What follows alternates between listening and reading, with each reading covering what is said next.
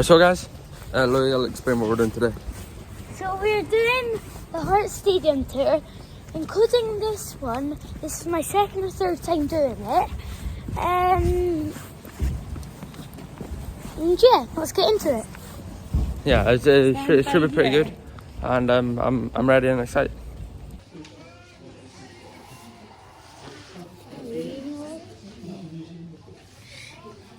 Look at this. Right, typical. Wow. Stop, do that again. What? Sorry, do that again. And now, European adventures appear on the scene, bringing new excitement.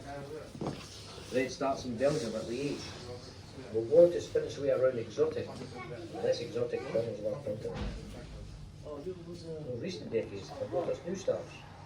Johnny Hamilton, Davy Hope.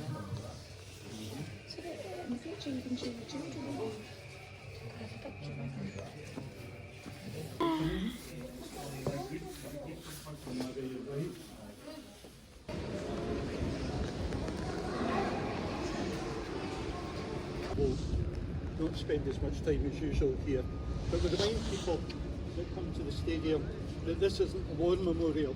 We've got two war memorials. One is the big clock at Haymarket, you might have seen it, and the other one's over in France in a place called Contalmaison. But this is a memorial to the bravest team. And way back in 1914, a long time ago, what's that, 111 years ago, Hearts had a great team. Great things were expected of them. 8 games into the league, they'd won all their games and they were sitting top of the league, 5 points clear of the nearest challengers. They'd beaten their two teams that were reckoned to be the next best teams in the league, and that was Celtic and Hibernian, and they'd beaten them both quite convincingly. But the big war started in 1914 and some of the players had to go and fight in the war. So 11 players signed up to go to the war. So imagine 11 first team players going off and joining the army. And for 6 months they did their army training and they did their football training. So by the end of the season they were really tired and they lost the league that everybody thought they were going to win. They came second and Celtic came first. So it was quite sad, but it says a lot for the players that they went away and they gave up their football to fight for their country. Okay, over the war lasted for 4 long years. 16 Hearts players, so a team and a half, signed up to go over to the war. Of that, only 3 players ever played football again. So they gave up a promising career and something that we should never forget. And here at Hearts we celebrate them by this monument, and we also celebrate them every November on Armistice Day. So an important part of Hearts history and one that we should never forget. And that's what made Hearts glorious. That's where the glorious and glorious Hearts comes from. Okay, just to keep the cheeriness going, we're going to go down the stairs to the Memorial Garden and we'll have a wee stop in there. Feature for a football ground. We don't know of any other football clubs in the UK that have got a Memorial Garden. But this came about as an old gentleman passing away and leaving a lot of money to Heart Memorial Football Club. And rather than put it in the pot for the rest of the money, it was decided to do something a wee bit different with it. So about 8 years ago, the ambassador here, a chap called John Robertson, the legend that John Robertson, came up with the idea of a memorial garden. Some place that you could remember loved ones. Every month, Hearts put up a plaque, usually to a player that can be somebody associated with the club, and fans can put up plaques to other people, to friends and family, just to remember them. The good thing about that is it means that all the plaques are mixed up, so players and fans are mixed up. There's only a couple of exceptions to that. 7 of the lads have never made it back from the First World War. They're all together just to the side of the gate. And there's 3 other players that are together. And if you've been around, you're all far too young to remember the terrible deal. But maybe your dads or your granddads have told you about Alfie Todd, Willie Boyle and Jimmy Wardlaw, who were legends here way back in the late 50s, early 60s. And yet we're all together just over there. Other than that, everybody is mixed up. There's one ex-player that's got two hearts, and that's a chap called Alan Young. Alan Young played with Waldcon and Warthog. He was a great player here, but he was probably a better player with Everton. So Hearts got up a plaque to him, and Everton got up a plaque to him as well. So he's got two hearts. So it's quite nice to have. There's 3 benches in here. Again, one to Hearts great, a chap called Dave Mackay. One to McRae's Battalion, where the boys went off to fight in the war. And the other one's just to all of us, all the Hearts support. The badge in the middle weighs about 1.25 tons. It was lowered in by crane. And where the ball is where the old corner flag used to be. So when we built the Wheatfield stand that you walked underneath, the Roseburn stand that we're going to go round the back of, the pitch moved a bit that way. So that's where the old corner flag was. So again, you're all far too young. But you remember standing in the shed in the old days, that's where you are just now. So memorable for many of us. Some good memories, some not so good memories. We were doing a tour a wee while back, and a lady told us there's a memorable result built into this heart. And nobody had seen it before, but she knew the guy that had made it.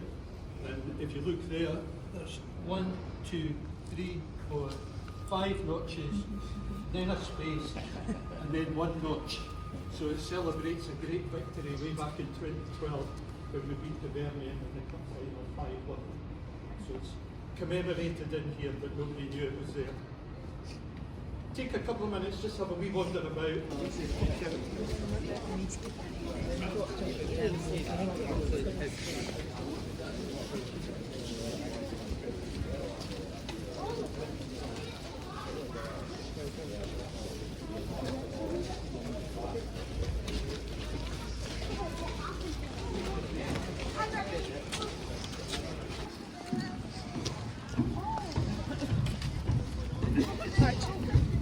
Oh yeah, not bad. Oh yeah, the pitch.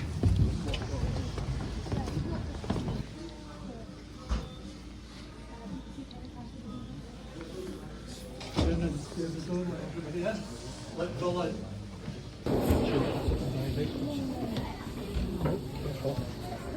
Just watch your feet as you're coming through. There's a wee dip. Wow.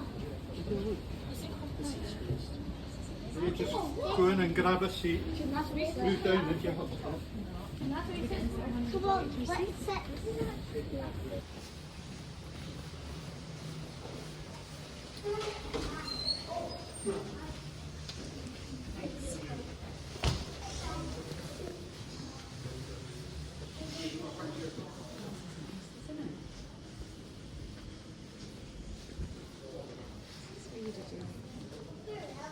The photos with the players, no?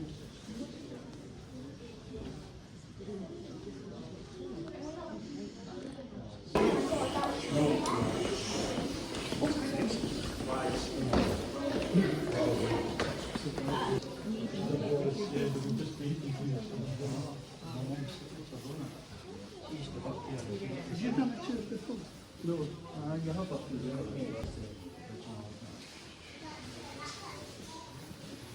I'm sorry, there's no electricity in here, and I didn't realise there was no lights. But when we wanted to build this stand, there was 3 planning conditions. One was we had to replace the nursery. One was we had to keep an old turnstile, and that one goes back to 1902, still works. And we had to keep the original mosaic. Now, as you can see, there's a lot of work going on in here. This is going to be a kind of annex to the museum. But that's the original mosaic. It's going to clean up quite nicely.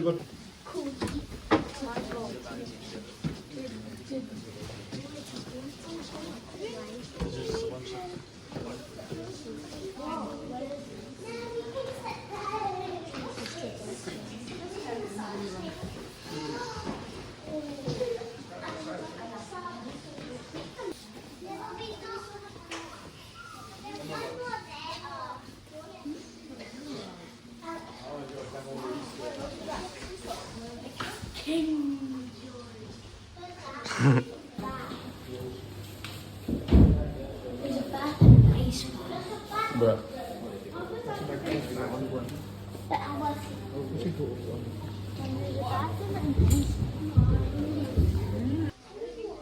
Right, alright, really good. Nope. Oh, weird. Ooh. This is what I was typing down I got out of this. That's where we sit. I got there. Gantry underneath the wheat field, with another one up the back of the Rosebud. Dugouts, usually for... So guys, it's the next day. I forgot to film the outro yesterday. But today's the day of the semi-final, so luckily you're getting 2 uploads today instead of 1. Or maybe I might just wait until tomorrow to upload the semi-final, right? Which might seem a bit weird, but you know, just gonna have to deal with that. But yeah, I'm gonna edit this and upload it on the bus on the way to Hampden, and then I should upload it in Hampden, but I might not upload until later today.